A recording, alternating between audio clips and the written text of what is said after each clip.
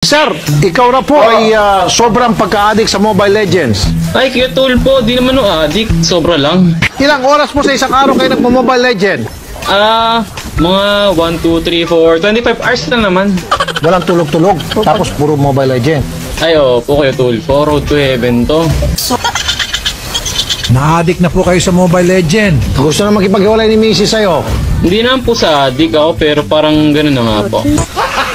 Gago! Sir, ano na yung rank mo sa ML?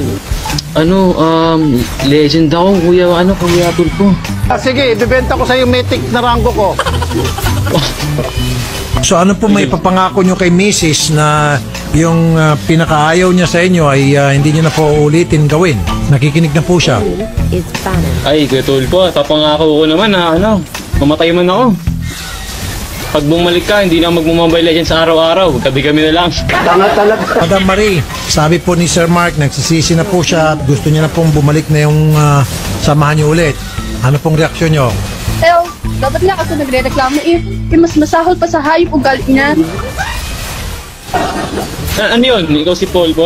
Ako si Pupa? Ang gusto niya po mangyari is magpakatawaran na, meaning patawaran niyo na siya at hindi niya na ulitin yung kanyang pagkukulang. Ayoko na po, binubugbog po ako niyan palagi. Sino nang bugbog sa'yo? Si Mark? Sino pa ho? Opo, napagkadaya niyan. Nag 1v1 kami sa custom, binugbog lang ako, di man lang ako pinakill. Dahil doon nag-break kami. Kung totoo yung sabi ni Mrs., dapat makulong ka. Tagal nga na po nag-ML eh.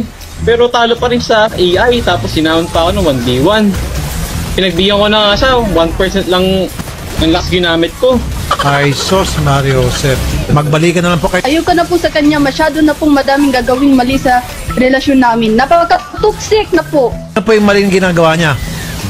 Sabi niya, matutulog na daw siya, tapos pagkita ko sa ML, may ibang katuwo. Naku, nagmo-Mobile Legend.